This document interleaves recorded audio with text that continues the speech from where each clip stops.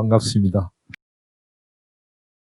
저는 경북대학 사학과에 재직하다가 몇 년 전에 퇴직을 하고 지금 현재는 신라 왕도인 경주에 둥지를 틀어서 3년 6개월 좀 지나고 있습니다. 3년 6개월 전부터 경주에 생활을 하고 있습니다. 경주에 갔던 목적은 여러 가지가 있습니다만은 경주라고 하는 역사 현장에서 과거 수백 년 전에 살았던 사람들의 최치를 느끼고 그걸 느끼면서 좀 책을 써보고자 하는 그런 욕심이었습니다. 이번에 강좌 의뢰를 부탁받고 제가 특별하게 삼국유사를 통해서 보는 신라 역사를 읽어보고자 하는 그런 생각을 갖게 된 것도 삼국유사의 그 상당 부분이 경주라고 하는 현장을 가지고 정리를 하고 있기 때문에 대구에 평생을 살다가 가서 대구에서 평생 살 때는 그걸 느끼지 못했던 신라인의 채취를 경주에 가서 느낄 수 있을 것이다. 그렇게 생각하고 또 그렇게 느끼어 왔습니다. 그래서 최근에는 신라 왕경의 이해라고 하는 그런 책을 따로 낸 것도 있습니다. 그래서 매일 경주 주변의 그 산락을 둘러보면서 참 많은 이야기를 신라인들이 여기에 품고 남겨놓고 갔구나라고 하는 걸 느꼈습니다. 그 가운데 일부가 삼국유사를 통해 보는 신라 역사 읽기가 되겠습니다. 사실 그 삼국유사라고 하는 책은 우리 전통시대에 설화나 동화적 이야기들 이런 것들의 원천이 된다 이렇게 이야기를 하고 있습니다. 어떻게 보면 다소 황당하게 들릴지 모를 그런 이야기들이 채워져 있습니다. 저들도 젊은 시절에는 한 50이 넘어가기 전까지는 책상머리에 되게 놓아둔 게 삼국사기를 놓아두고 삼국유사는 홀대를 하는 경향이 연구자들이 강합니다. 왜냐하면 거긴 황당무계하다 싶은 이야기들이 많이 들어있기 때문인데 사실 조금 더 지나면서 이래 보니까 우리가 오늘날 생각하는 황당무계한 이야기들이 아니고 뭔가를 이야기하고자 하는 일연이라고 하는 독특한 그 성녀가 뭔가를 은유적으로 또 상징적으로 이야기하고자 하는 그런 내용이 그 속에 담겨져 있구나 하는 데 생각이 미쳐가지고 지금은 책상머리에서 약간 삼국사기가 자리하고 있던 자리에서 밀려나 있던 그 삼국사기를 취하게 되는 그런 경향을 보이고 있어가지고 저는 삼국유사를 굉장히 소중하게 생각을 하고 있습니다. 그래서 삼국유사를 통해서 뭔가 신라 이야기를 또 구체적으로 드러나지 않는 이야기를 해볼 수 있겠다라고 하는 그런 생각을 가지게 되었습니다. 그래서 신라 이야기를 전달하면서 첫 문으로 삼국유사를 통해서 어떻게 우리가 신라 역사를 이해할 것인가라고 하는 그런 주제를 제가 일눌러 선정을 해보았습니다. 그래서 지금부터 10개 강좌 가운데 그중에 7개는 구체적으로 삼국유사에 등장하는 이야기들을 가지고 나중에 들어보시게 되겠지만은 굉장히 좀 흥미롭기도 하고 재미있는 간단한 이야기들인데 그 속에 어떤 역사성이 들어있다라고 하는 그 생각을 가지고 풀이하는데 그 전에 2개의 강좌는 삼국유사라고 하는 게 어떤 성격의 책인가라고 하는 것에 대한 이해를 하나 해 두실 필요가 있고 이번 지나고 다음 강좌에서는 신라의 전체 역사의 흐름을 먼저 머릿속에 그려두고 있어야 이해하기가 좀 더 좋지 않겠느냐 그렇게 생각해서 2개 강좌는 따로 길잡이 역할을 하도록 그렇게 마련을 했습니다. 그래서 오늘 첫 제목이 신라사의 복원을 위한 기본 자료로는 어떤 것이 있는가라고 하는 그런 이름 아래 삼국유사의 기본적 이해라고 하는 삼국유사에 대한 이제 기초적인 이해, 삼국유사가 도대체 어떤 성격의 책이냐, 거기에서 뭘 담겨져 있고 뭘 이야기하고자 하는 것이냐라고 하는 그런 이야기를 해보고자 합니다. 그에 앞서서 먼저 역사라고 하는 게 알듯 말듯 하죠. 역사라고 하는 게 뭔지 물어보면 선뜻 이야기하기가 어려운 게 또 역사입니다. 역사라고 했을 때 여러 가지 의미로 나누어서 이해해 볼 수 있는데 가장 큰 의미는 역사는 기록입니다. 기록을 가지고 하지만은 그러나 기록이 모든 게 다 기록으로 남겨지는 것은 아니에요. 과거에 일어났던 일, 지금으로부터 과거에 일어났던 그것이 기록으로 남든 기록으로 남지 않았던 걸 역사라고 할 수가 있습니다. 무슨 일이든지 지금 시점에서 과거에 일어났던 일의 총체를 역사라고 할 수가 있고 또 그 가운데 모든 게 다 기록으로 남겨져 있지 않습니다. 기록으로서 남겨지는 걸 기록으로서 역사라고 이렇게 표현하고요. 그 다음에 이제 기록을 가지고 오늘날 입장에서 역사가가 그걸 재구성하는 오늘날의 입장과 시각을 가지고 재구성하는 이걸 역사학으로서의 역사라고 그렇게 이야기하는데 여러분들이 교과서를 통해서 또는 다른 데서 듣고 보는 이야기들이라고 하는 건 대체적으로 역사학으로서의 역사, 가장 좁은 의미의 역사를 의미하는 것입니다.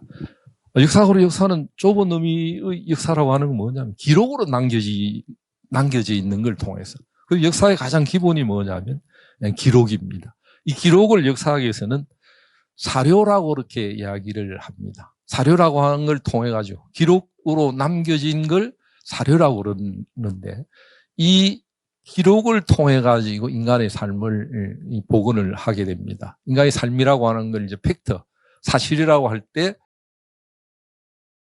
이 기록을 통해서 남겨진 인간의 삶을 총체를 기록하는 것이다. 이걸 담당한 사람을 우리는 역사가다 이렇게 이야기를 할 수 있습니다. 그런데 남겨진 기록도 똑같지 않습니다. 무게가 다르고 또 오늘날 역사가도 입장이 똑같은 것이 아닙니다. 남자 여자의 차이가 있을 수 있고 교육을 많이 받은 사람도 있고 없는 사람도 있고 또 자본가도 있고 노동자도 있고 모든 사람이 같은 눈을 가지는 것이 아니죠. 이 기록을 누가 어떻게 요리하느냐에 따라 가지고 복원이 되는 역사라고 하는 것은 달라지는 겁니다. 그런 저는 그래서 역사가는 요리사와 같아. 요리사라고 하는 게 많은 자료를 두고 많은 이제 그 재료를 둡니다. 요리할 재료를 두고 이 요리 재료를 가지고 가장 먼저 뭘 가려내겠나? 싱싱한 요리 재료들 가지고 거기에 또 양념도 가하고 요리에 열도 가하고 이렇게 해서 만들어내는 겁니다. 역사가도 마찬가지입니다.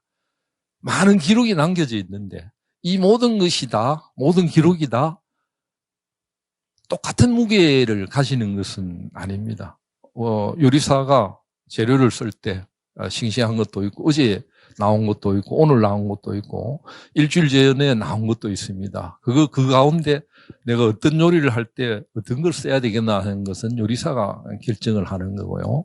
거기 맛을 양념을 뭘 쳐가지고 어떻게 하느냐는 것도 요리사가 결정을 하는 것인데 역사가도 다 마찬가지입니다.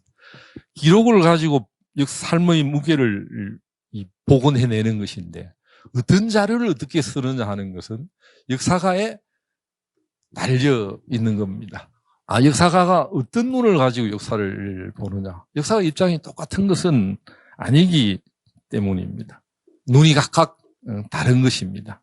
여러분들 혹시 라쇼몽이라고 하는 영화를 보신 적이 있는가 모르겠습니다. 혹시 보신 적이 있습니까? 라쇼몽이라고 하는 일본 영화인데 아주 1950년도인가 51년도에 제작이 되어가지고 요즘식으로 하면 무슨 영화제 출품을 해가지고 황금 사자상을 받았던 유명한 작품인데 거기에 라쇼몽이라고 하는 일본 구로사와 아키라라고 하는 유명한 감독이 세계적인 감독으로 이름을 알리게 되는 계기가 되었던 게 라쇼몽이라고 하는 영화인데 이 영화에 보면 말이죠. 흑백 영화입니다. 흑백 영화인데 이 영화에 보면 똑같은 사실을 두고 해석이 다 다른 내용이 등장하는 겁니다. 어떤 무사가 10세기 무렵에 어떤 무사가 산길을 가다가 여성을 자기 와이프를 데리고 와이프인지 아닌지는 잘 분명하지 않은데 여성을 말에 태우고 가다가 도적이 나타나가지고 여성을 이제 그 급탈을 하고 도적과 무사가 싸우다가 무사가 사망을 하는데 그때 길 가던 농부가 그 장면을 보았습니다. 사람이 무사가 이제 죽었으니까 그 관에서 이걸 알고 관계되는 사람을 불러가지고 이제 어떻게 해서 어떤 일이 어떻게 일어났느냐라고 하는 것을 이제 치조를 하고 사실을 알아가는 그런 재판을 하기 위해서 과정이 나오는데 똑같은 일을 다 보고 경험을 했어요. 또 제3자는 농부는 지나가다가 봤는데 살아있는 여자의 해석이 다르고 산도적을 잡아가지고 어떻게 해가지고 어떤 이유로 사람을 죽이게 됐느냐라고 하는 그 이야기 다르고 또 지나가던 농부가 보고 그 장면을 이제 다르게 해석을 하는 겁니다. 한 사건이 일어났는데 그래서 재판관이 할 수 없이 무당을 불러가지고 죽은 무사를 또 불러들여가지고 니 어떻게 해서 죽게 됐느냐 이야기를 하니까 그 사람 죽은 귀신이 나타나가지고 하는 이야기도 각기 다른 것입니다. 이건 뭘 의미하느냐면 하나의 사건 사실이 보는 각도와 시각에 따라가지고 달리 보여질 수 있다. 달리 해석이 되어질 수 있고 달리 보여질 수 있다는 것을 의미하는 겁니다. 물론 이 이제 배경은 뭐냐면 일본 제국주의가 패망하고 난 뒤에 2차 대전을 겪으면서 일본 사회가 어떻게 어떤 방향으로 나아갈지를 몰라서 우왕좌왕했을 때의 그런 상황을 과거 역사에 들어가지고 흑백 영화로서 이렇게 보여주면서 앞으로 어떻게 일본 사회가 과거의 일본 제국주의라고 하는 것이 하나의 방향만 가져왔던데 이제 다양한 해석과 방향이 있을 수 있다라고 하는 그런 문제의식을 가지고 이야기를 했던 겁니다. 역사라고 하는 게 바로 그런 겁니다. 그 영화가 굉장히 유명해지게 된 것도 바로 이 다양한 각도에서 다양하게 읽혀질 수 있는 그런 문제 제기를 했던 점에 있다고 하겠습니다. 그래서 누가 이걸 요리하느냐, 어떤 역사가가 바라보느냐에 따라 가지고 그 장면은 다르게 나타나는 겁니다. 우리가 그 입장이라고 하는 게 사막을 걸어갈 때 아버지와 아들이 우리가 사막을 걸어가는데 걷다가 아들은 사막을 걸어가지 않으려고 그럽니다. 아버지는 사막을 걸어가려고 그럽니다. 아버지는 가면서 가서 우리가 저 반대편에 가져가야 살 수 있다. 이제 아들은 힘이 드니까 또 가다 죽을지 모르니까 안 가려고 그러는데 아버지가 아들을 데리고 가다가 중간에 도중에 무덤을 발견한 겁니다. 무덤을 여러 개 무덤이 이래 있으니까 이걸 바라보는 시각이 해석이 다른 겁니다. 아들은 보세요, 내가 오면 죽는다고 그랬지 않느냐 이런 거. 아버지는 봐라, 내가 여기 올 때 살 수 있다. 왜냐하면 무덤을 만들어 놓았던 사람 시각에서 보면 사람이 살아 있던 겁니다. 죽은 자의 시각에서 보면 무덤이 죽어 있는 사람 보면 이거 뭐 봐라 죽지 않느냐라고 하는 그런 해석을 하는 겁니다. 우리가 목이 마를 때도 그렇죠. 목이 마를 때 한 잔의 물이라고 하는 게 소중해서 반쯤 마셨을 때 그 해석하는 게 다릅니다. 목이 마른 사람은 반쯤 마셨을 때 벌써 다 먹었나 다 마셨나 이렇게 생각하는 거고, 그렇지 않은 사람은 아직도 반쯤 남았나라고 하는 생각을 하는 겁니다. 그것처럼 누가 어떻게 역사적 사실을 보느냐에 따라 사실이 전혀 다르게 나타나기 때문에 이걸 역사를 보는 눈, 안목이라고 그렇게 표현을 하고 있습니다. 그래서 역사라고 하는 거 그러면 이제 뭘로 구성이 되느냐 하면 이 두 가지로 구성이 된 겁니다. 하나는 팩트, 하나는 역사를 보는 눈, 사관이라 안목이다 쉽게 이렇게 이야기를 하는 겁니다. 여러분들도 마찬가지입니다. 어떤 사실을 어떻게 보느냐에 따라 가지고 다르게 볼 수가 있는 겁니다. 이 테이블을 봐도 이 테이블을 바라보는데 모든 사람이 같은 눈을 가지고 테이블을 바라볼 수가 없어요. 여기서 동쪽에서 보는 사람, 서쪽에서 보는 사람, 정면에서 보는 사람이 이 테이블을 각기 다르게 볼 수밖에 없게 되어 있습니다. 인간은 왜냐하면 완전한 존재가 아닙니다. 인간은 불완전한 존재입니다. 동시에 육면체를 함께 볼 수가 없습니다. 인간은 삼면밖에 보지를 못하는 존재입니다. 육면, 사면을 볼 수, 육면을 볼 수 없습니다. 불완전한 존재이기 때문에 어떻게 하느냐에 따라 가지고 상황은 다르게 나타날 수밖에 없는데, 이런 이 각기 사료가 남겨질 때 이 사료라고 하는 건 누가 어떤 목적으로 어떻게 남겼느냐에 따라 가지고 다른 것입니다. 진위가 있고, 진짜가 있고, 가짜가 있고, 다른 사람의 생각이 스며들어가 있습니다. 그래서 사료의 무게라도 방금 말씀드린 것처럼 이 요리사의 그 요리 재료라고 하는 것이 싱싱한 것도 있고 좀 덜 싱싱한 것도 있고 낡은 것도 있는 것처럼 사료의 사실을 반영하는 데에서는 대소경중의 무게가 있는 겁니다. 그래서 같은 취급을 할 수가 없어요. 필요한 거는 뭐냐면 그럴 때 어떤 것이 진실을 많이 담고 있느냐, 사실을 많이 반영하고 있느냐라고 하는 걸 논의를 해야 되는데, 이걸 역사학에서는 뭐라고 그러냐면 이건 사료 비판이라고 그럽니다. 사료라고 하는 것은 있는 대로 기록이 된다고 해서 다 쓰여지는 것이 아니고요. 그 중에 알짜배기가 있고 진짜가 있고 뒷날 사람들이 생각을 많이 투영해 넣어가지고 가짜가 많이 있는 겁니다. 오늘날 유튜브에 보면 사실이 아닌 게 세계적으로 골머리 아픈 게 바로 이게 가짜가 많이 나돌고 진위가 판별이 안 되고 뭐 그걸 재판에도 붙고 여러 가지 이제 상황이 있는 걸 다 잘 알고 계실 겁니다. 이 굉장히 골치 아픈 문제인데 역사학에서는 정작부터 이걸 가려내는 작업을 해왔습니다. 그걸 일러가지고 사료 비판이라고 그렇게 이야기하고 있습니다. 사료 비판을 하지 않으면 역사학은 아무 소용이 없습니다. 역사학의 본령은 어디로부터 출발하느냐?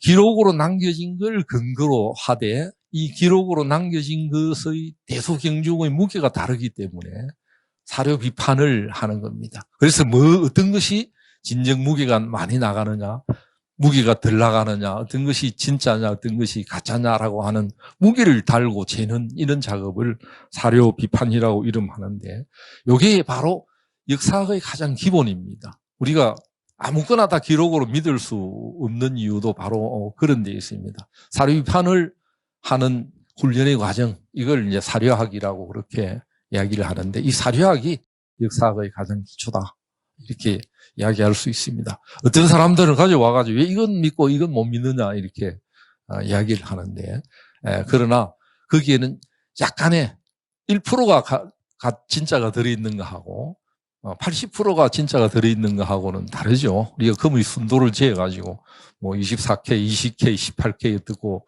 하는 것처럼 거기에는 불순물이 많이 끼어들게 있는 겁니다. 그래서 사료에는 진위를 가려야 된다. 그 무게가 다르기 때문에 그 대소경중을 가려서 가장 무겁고 가장 큰 것만 제대로 된 무게가 나가는 것만 가지고 인간의 역사를 복원을 해내야 되는 겁니다. 그래서 이제 이런 기초적인 생각을 가지고 이제 그렇다면 신라 역사를 복원하는데 어떤 자료들이 있겠느냐? 신라 역사를 복원하는데 아무거나 가지고 복원이 되느냐는 그렇지 않습니다.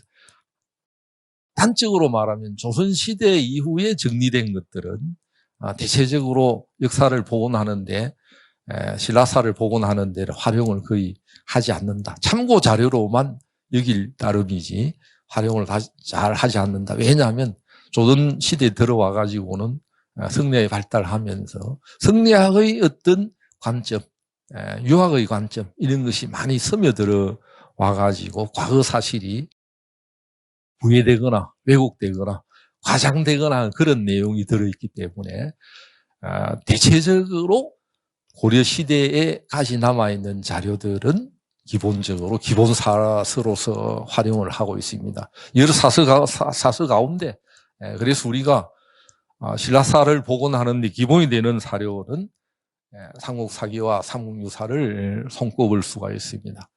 삼국사기와 삼국유사를 사실은 기본 사료라고 하는 것은 당대에 남겨진 사료, 이를테면 거칠부가 국사를 썼습니다. 거칠부가 국사를 썼는데 이것이 지금 남아있다고 그러면 제1급의 자료가 될 수가 있습니다. 시간이 없기 때문에 제가 구체적으로 말씀을 못 드리지만은 화랑색이라고 하는 책이 나온 적이 있습니다. 이건 8세기 초에 김대문이 썼던 책이 화랑색인데, 만일 김대문이 썼던 화랑색이가 지금 남아있으면 화랑의 역사 연구에는 가장 기본의 사료가 되는데, 한 30년 가까이 됐나요? 30년 전, 1990년 무렵이었으니까, 그때 김대문이 쓴 화랑색이가 나왔다라고 해가지고 세상을 들썩하게 했고, 지금 현재 많은 사람들이 그게 김대문이 썼던 거다라고 우기고 있는 사람도 있습니다만은, 그건 99% 김대문이 쓴 것이 아니기 때문에 우리가 받아들이질 않습니다. 그건 뭐 소설가라거나 또는 문학하는 사람이라거나 이런 사람들을 믿고자 하는데, 어디 가면 화랑색이를 왜 안 믿느냐 이렇게 주장하는데, 이게 방금 말씀드린 것처럼 대소경중을 가려보고 무게를 재보니까 이건 무게가 전혀 나가지 않는 거다, 이렇게 이야기하는 겁니다. 그래서 오늘날 신라 역사는 당대 신라인들이 남겼던 기록이 가장 1차적이고 기본 자료인데, 신라인이 남겼던 역사서가 지금 남아있지를 않는 것입니다. 그래서 가장 신라 왕조가 있었을 때 그 시점에 가장 가까이 있는 걸 우리는 삼국사기와 삼국유사를 손꼽을 수가 있는 겁니다. 그래서 신라 역사를 보고 나는 데는 이 두 책이 가장 기본이 되는 이 사서다, 이렇게 이야기를 할 수 있고요. 국내 사서는 아닌데 이 삼국사기나 삼국유사가 고려시대에 정리된 것이기 때문에 이보다 훨씬 앞선 시기에 외국 계통의 자료들이 있습니다. 중국에서도 조선의 역사, 한국 한반도와 관련된 그런 역사를 정리를 했습니다. 주로 이제 동의전이라고 하는 이름으로 뭐 고구려도, 부여도, 백제도, 신라도 정리한 기록이 있습니다. 요것도 기록으로 정리된 게 굉장히 올라가기 때문에 우리로서는 무시할 수 없습니다. 물론 외국 사람이 정리한 것이라고 하는 그런 사관, 측면은 우리가 감안을 해야 되겠지만은 이런 것들도 자료로 활용을 할 수 있고요. 또 일본에서도 그네들의 생활과 관련되는 기록들, 8세기의 기록들도 있습니다. 대표적으로 일본 서교 같은 책을 손꼽을 수 있는데, 그런 책들도 역시 신라 역사를 보고 나는데, 주로 이제 가야의 역사들인데 신라 역사를 보고 나는데 도움이 되고 있습니다. 그러나 가장 중요한 것은 뭐냐 하면 당시 자료로서 금석문이라고 하는 건 금속과 돌에 남겨진 기록을 의미하고요. 주로 이제 나무라거나 이런 데 남겨진 걸 이제 목간이라고 그러고, 그 다음에 종이에 어떤 문서의 형태로 남겨진 걸 고문서라 이름하는데, 금석문이나 고문서, 교과서에 나오는 신라장적과 같은 게 이제 고문서입니다. 그 다음에 목간에 최근에 많이 각광을 받고 있는 게 목간입니다. 종이가 나오기 전부터 또는 종이와 함께 또는 금석문과 함께 쓰여졌던 기록물이 바로 목간 자료들입니다. 이 세 개 자료들은 성격은 다 다릅니다. 성격은 다 다른데 특히 이제 우리에게 신라사와 관련해 가지고 많이 알려진 건 금석문 자료들입니다. 돌과 금속에다가 뭔가를 새겨서 남기고자 했던 것은, 이건 영구히 뒤에 남았으면 좋겠다라고 하는 그런 생각으로 남기게 되는 겁니다. 그래서 신라 역사를 보고 나는데 기본되는 자료는 뭐냐? 기본되는 사서는 삼국사기와 삼국유사고, 그것이 보이지 않거나 그것이 잘못되었거나 하는 것을 정리해 줄 수 있는 게 금석문과 고문서와 목간들, 대체적으로 보완해 주는 그런 기능을 하고 있습니다. 그 다음에 이제 외국 사람이 썼던 자료들, 이것이 신라 역사를 복원하는 데 중요한 소중한 그 자료들이 됩니다. 그 가운데 큰 틀을, 밑그림을, 우리가 그림을 그릴 때 밑그림을 먼저 그려봐야 되는 거죠. 전체 흐름을 크게 그리고 밑그림을 그리는데 유용하게 쓰이는 자료들은 삼국사기와 삼국유사다, 이렇게 이야기할 수 있습니다. 그런데 이따 뭐 내용적으로 말씀드리겠습니다만은 뼈에 해당이 되는, 우리 육체를 보면 뼈와 살과 피와 근육 등으로 이루어져 있는데 뼈대에 해당이 되는 것은 삼국사기가 담당을 하고 있습니다. 그래서 삼국사기는 사실 빛이라고 한다면 삼국유사는 삼국유사의 삼국사기에 들어있지 않은 그런 내용들이 많이 들어있고 삼국사기가 빠뜨린 부분이 들어있습니다. 그래서 그것은 피와 살이 된다. 사실은 뼈는 별로 재미가 없습니다. 딱딱하고 이런데 삼국유사에 보이는 내용들은 피와 살이 되기 때문에 뼈로 되어 있는 몸체를 움직여줄 수 있는 게 삼국유사다. 단 체계가 전체적으로 잡혀져 있지 않기 때문에 빛이 가는 그림자에 해당이 된다. 이렇게 말씀을 드릴 수가 있습니다. 그래서 삼국사기와 삼국유사라고 하는 것이 어떤 책이냐. 삼국유사를 알기 위해서 오늘 목적은 삼국유사에 있는 것이 아니고 삼국사기에 있는 만큼, 삼국유사에 있는 만큼 삼국사기에 있는 것이 아니고 삼국유사에 있는 만큼 삼국유사에 초점을 맞추는데 삼국유사의 위상이랄지 위치를 제대로 가늠하기 위해서 필요한 것은 삼국사기와 대조를 통해서 삼국사기가 어떤 성격의 역사이기 때문에 삼국유사가 그림자가 되고 또는 유용하게 활용이 될 수 있느냐가 드러날 수 있으니까 먼저 삼국사기가 어떤 성격의 책이냐를 먼저 말씀을 드리도록 하겠습니다. 이건 뭐 교과서적인 이야기라 가지고 다 잘 알고 계실 겁니다. 삼국사기라고 하는 것은 신라 왕도였던 경주 출신의 고려 사람인 김부식이라고 하는 인물이 유학자입니다. 11명의 편찬자들을 데리고 정리를 했던 겁니다. 우리가 흔히 김부식의 삼국사기다 이러는데 실제로는 김부식이 일부를 썼고요. 전체 그림을 그렸지만은 전부가 다 쓴 것은 아니었고 분찬을 했다고 그럽니다. 나누어가지고 썼는데 김부식이 나이도 많아가지고 60대 후반이었습니다. 나이가 많아가지고 직접 정리하고 이런 작업은 나머지 10명이 김부식을 대표로 해서 10명이 썼고 전체 그림을 그리는데 방향이라거나 전체 그림을 그리는 데는 김부식이 리드를 했다. 물론 이 11명을 뽑는 데는 김부식의 역할, 김부식의 힘이 작용을 했다. 그러니까 김부식이 당시 인종의 명령을 받아가지고 쓴 겁니다. 명을 받아가지고 네가 써라 그러니까 누구를 데리고 쓸까요?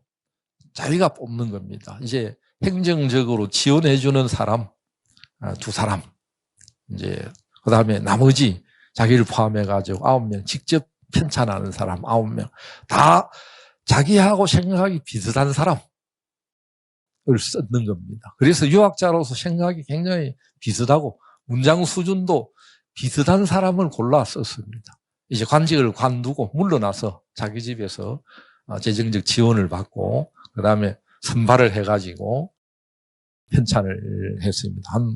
전체 편찬하는데 3년여의 세월이 걸린 것으로 되는데 이건 특징이 뭐냐면 왕의 명령을 받아가지고 삼국시대의 역사를 전체적으로 정리한 관찬의 역사다. 특정한 목적을 가지고 있는 겁니다. 특정한 목적을 가지고 서술을 했습니다. 특정한 목적이 뭐냐 하면 당시에는 고려 왕조의 맥이 고구려에 있다. 아니다.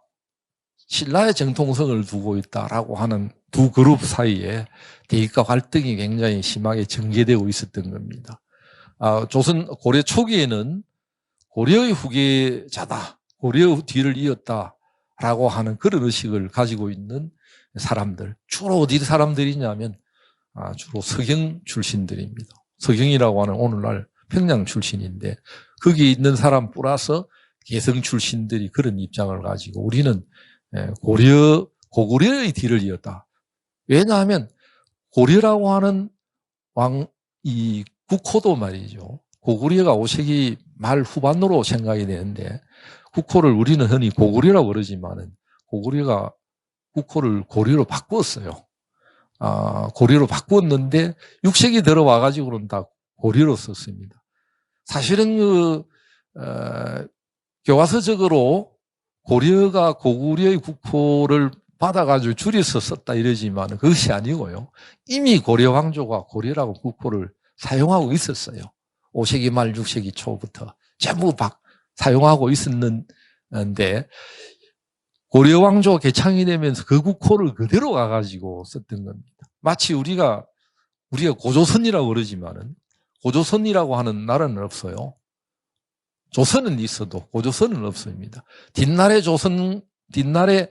위만조선 그 뒤에 조선과 구분하기 위해서 우리가 고조선이라고 하는 이름을 이제 나중에 말씀드리겠습니다만은 삼국유사에서 쓰기 시작을 했는데 고조선이라고 하는 나라 이름은 사실은 없어요. 조선이 있었던 것처럼 조선 왕조가 나중에 고조선을 모방해서 나라의 이름을 그대로 가져다 쓴 것처럼 고려 왕조는 고구려라고 하는 나라가 바꿨던 고려 이름을 얼마나 강한 개성성 우리가 정통이다라고 하는 걸 가지고 있었겠습니까? 그래서 고려 전기까지는 대체적으로 고구려의 후예는 우리다라고 하는 그런 의식 아래 역사서가 정리가 됐는데 점차적으로 이제 갈등이 경주 출신의 신라의 피를 가지고 있는 경주 출신자들 소위 이제 동경이라고 그럽니다. 경주가 8세기 신라 때부터 동경이라고 불리었는데 동경파하고 이제 서경파하고 갈등이 빚어져 가지고 이게 이제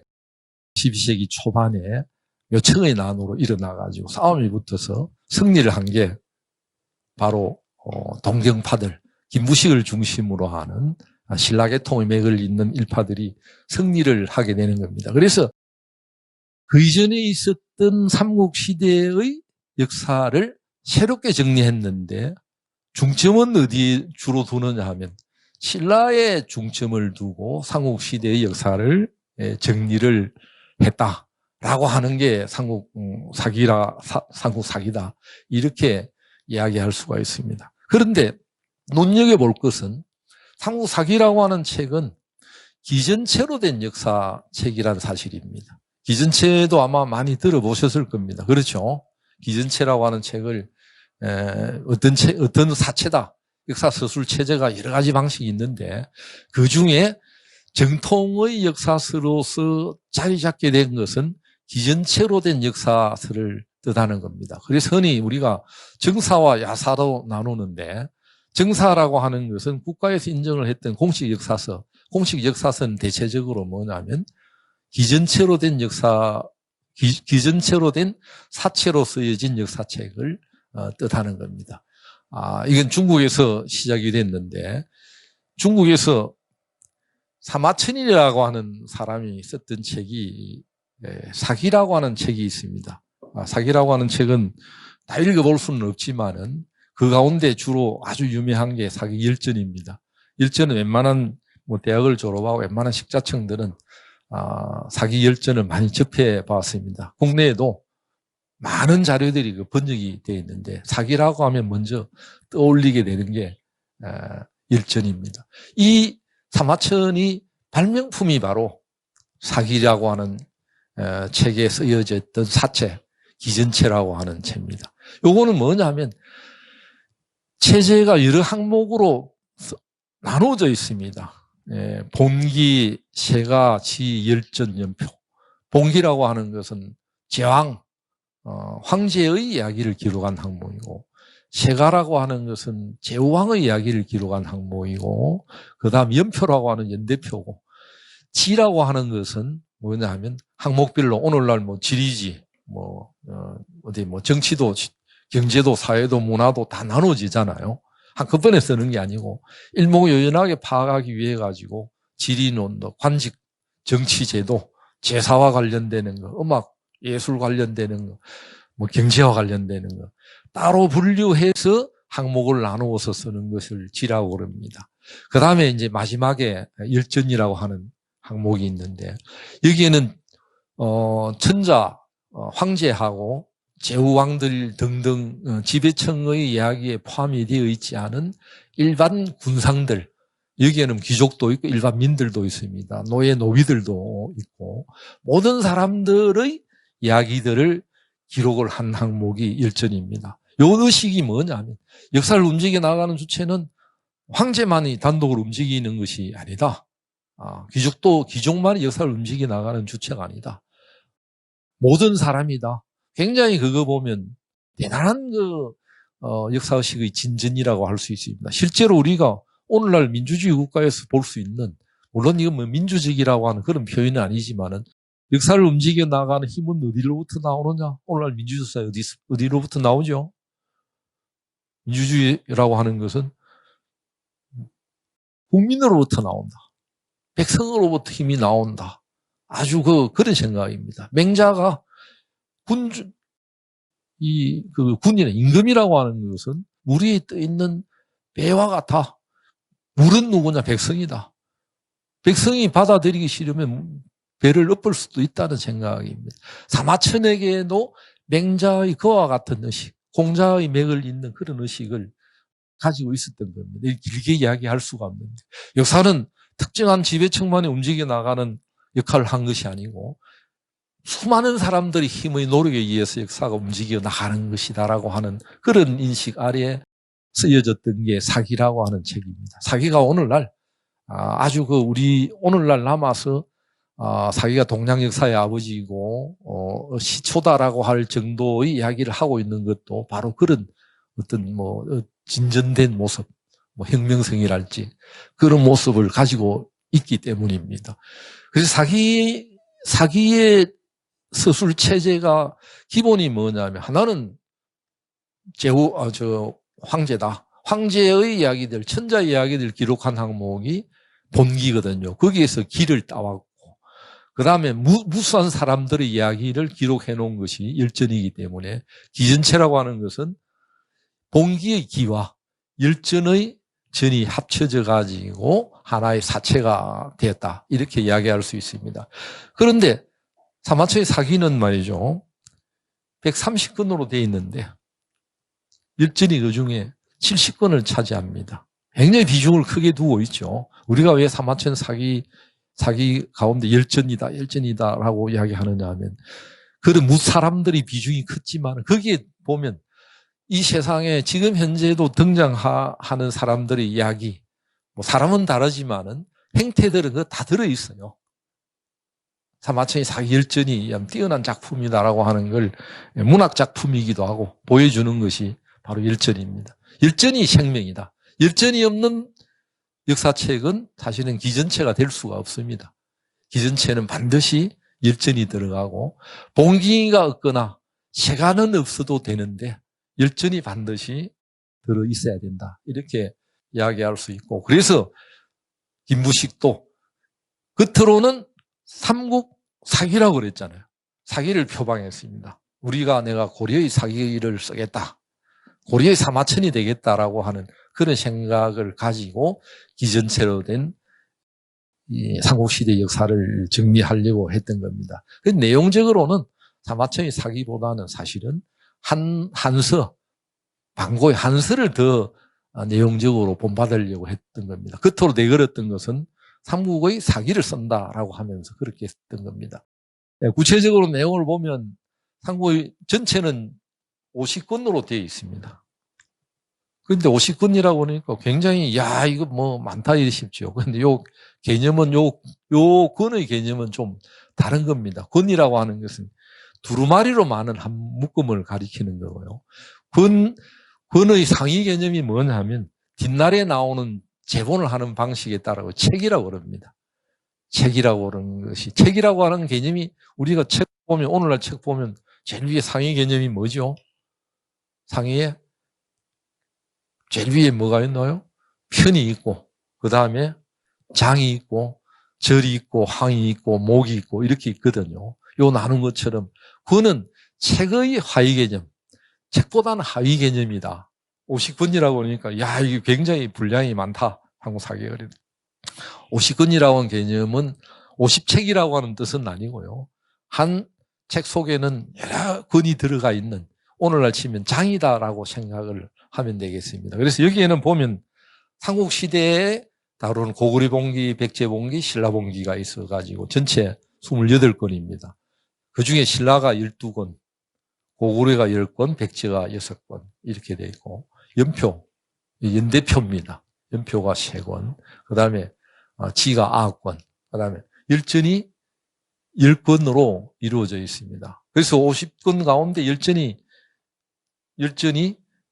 10건이라고 하는 것은 20%밖에 안 되죠. 사마천의 그 상위는 한 60% 정도 되는데 비중이 좀 차이가 난다. 이렇게 말씀드리겠습니다. 여하튼 최초로 기전체를 모방해서 사기를 모방해가지고 기전체로 돼 있는 삼국시대의 역사책을 정리하고자 했던 점에 의미가 있고, 또 김부식 유학자 입장에서 왕명을 받아가지고 편찬을 했다. 관찰의 역사책이다라고 하는 점에 의의가 있고, 따라서 여기에는 뭐가 들어가 있냐면 유학적인 사고가 많이 들어가 있다. 이렇게 말씀드릴 수가 있습니다. 요 이제 내용적 특징은 뭐냐면 오직 삼국시대의 역사만을 다루고 있습니다. 나중에 말씀드리겠습니다만은 이건 삼국유사하고는 좀 다른 면입니다. 삼국유사는 삼국시대 역사만을 다루고 있는 듯이 보이지만은 우리 민족 국가의 시작부터 다루고 있습니다.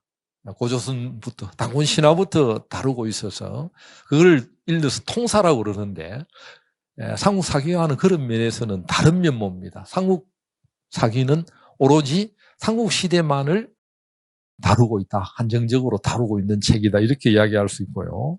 그 다음에는 유교적 합리주의. 유교적 합리주의라고 하는 것이 합리적으로, 유교가 사실 그 합리적인 사고방식을 하도록 하는 겁니다. 여기에는 뭐냐면 신화적이고 설화적이고 전설적인 이런 이야기를 황당무계하다라고 해서 많이 제거를 했던 겁니다. 그 이전에 김부식이 삼국사기를 편찬하기 이전에 많은 기록으로 남아있는데 그중에 취사선택을 하는 겁니다. 취사선택을 하는데 아까 저게 요리를 할 때 요리사가 자기 필요한 거는 가져가는 거죠. 반드시 싱싱한 것만 가져가는 게 아니고 자기 필요한 걸 가지고 가서 양념을 하고 이런 것과 마찬가지로 김부식도 그 삼국사기를 편찬하는 사람도 여러 기록이 남아있는데 이 기록 중에 자기들의 안목에 맞는 것만, 유학자적인 뭐 충효나 신이라거나 뭐 효부료라거나 인간의 의리라거나 이런 거에 관련되는 것 중심으로 해가지고 갓을 뽑고 거기에 해당이 되지 않는 거는 버리거나 또는 그렇지 않은 걸 가져가가지고 자기식으로 맞게 요리를 한 내용들이 많이 들어 있습니다. 그래서 생생한 것보다 유학자적인 인식이 여기에 많이 스며들어 있어가지고 이걸 표현하면 신의하고 불합리한 사실들은 많이 제외했기 때문에 모두에 말씀드린 것처럼 이건 좀 딱딱하고 빽딱이가만 들어있고 여기에는 살이 별로 많이 붙어 있지 않고 피와 살이 별로 흐르고 있지 않은 그런 모습을 가지고 있다 이렇게 이야기할 수 있고요. 그 다음에 이제 특징이 뭐냐면 신라가 삼국을 통일한 사실에 굉장히 크게 무게를 두고 있다. 무게를 두고 있는데 뭐냐 하면 좀 전에 말씀드린 것처럼 여기에 봉기라고 하는 신라봉기가 말이죠. 12권으로 되어 있는데 신라봉기가 12권으로 되어 있는데 삼국을 통일한 왕이 누구죠? 문무왕입니다. 문무왕이 차지하는 비중이 굉장히 커요. 신라 전체 왕이 56명인데 56명 가운데 문무왕이 혼자 2권을 차지하고 있습니다. 12권을 56명으로 나누면 한 권에 평균에서 한 5명 정도가 들어가는 겁니다. 5명 정도가 들어가는데 문무왕만은 혼자서 2권을 차지하고 있습니다. 다른 왕들에 비해 가지고 비중이 엄청나게 크게 두고 있는데 왜 그렇게 비중을 두고 있느냐 하면 이거는 신라에 의한 삼국 통일을 고려에 의한 고구려 후삼국 통합보다도 신라에 의한 삼국 통일이 굉장히 비중이 크다. 오늘날 민족 국가의 발전에 어떤 모태가 됐던 게 바로 신라의 삼국 통일이다라고 하는 그런 의식을 김부식이 이미 깔고 있습니다. 바탕에 깔고서 삼국 사기를 정리했다. 그래서 문무왕의 비중이 특별히 한국 통일을 달성했던 문무왕에 크게 비중을 두고 있다. 이렇게 말씀드릴 수 있고요. 그 다음에 이제 열전을 보면 열전이 10권인데 김춘추 태종 무열왕과 그다음에 문무왕을 도와가지고 크게 공을 세웠던 인물이 누구죠? 이건 이제 고려시대 때도 김부식의 표현을 빌려면 여기에는 꼴배는 아이들이거나 소몰고 이제 말을 먹이는 목동들도 다들 초부들도 다 이 이름을 알고 있다라고 표현을 하고 있습니다. 그게 누구냐면 김유신입니다. 김유신이라고 하는 인물은 문무왕과 함께 신라 삼국 통일을 달성했던 삼명의 원훈이라고 이렇게 이야기를 하고 있습니다. 실제로 삼국 유사에도 이제 그런 내용들이 들어있는데 3대 원훈이라고 하면 그게 이제 태종무열왕이 포함이 돼가지고 신라 삼국 통일을 이루는 가장 큰 공로자는 요 세 사람인데 두 사람을 뽑아라 그러면 왕으로서는 문무왕이고 문무왕이 이 고구려 또 당과의 싸움을 거쳐갔던 최후의 통일을 이룩했던 왕이고요. 그 다음에 일반 귀족으로서는 뭐냐면 김유신입니다. 김유신의 책략이 태종무열왕과 문무왕과 어우러졌기 때문에 달성을 했는데 한국 통일을 달성했는데 여기에 보면 여기에 열전 가운데 전체가 등장하는 인물이 86명입니다. 거기에는 신라인들이 주류고 백제인도 있고 고구려 사람도 들어 있습니다만은 그 사람들 가운데 86명 가운데 김유신이 혼자서 세 권을 차지하고 있습니다. 한 권당 86명이면 8.6명이 들어가죠. 김유신 혼자 세 권을 차지하고 있으니까 이건 3분의 1 정도를 김유신이 차지한다라고 하는 정도로 큰 비중을 차지하는데 물론 어떤 사람들은 김유신 관련되는 자료가 많이 남았기 때문이다라고 이야기하지만 그거보다도 고려인들 김무식을 중심으로 하는 이 삼국 사기 편찬자들이 삼국 통일의 비중을 뒀고 신라에 의한 삼국 통일이 큰 비중을 뒀고 그중에 문무왕과 김유신에게 크게 비중을 뒀던 그런 모습이 바로 삼국 사기를 편찬하는데 크게 작용을 했다 이렇게 이야기할 수 있습니다.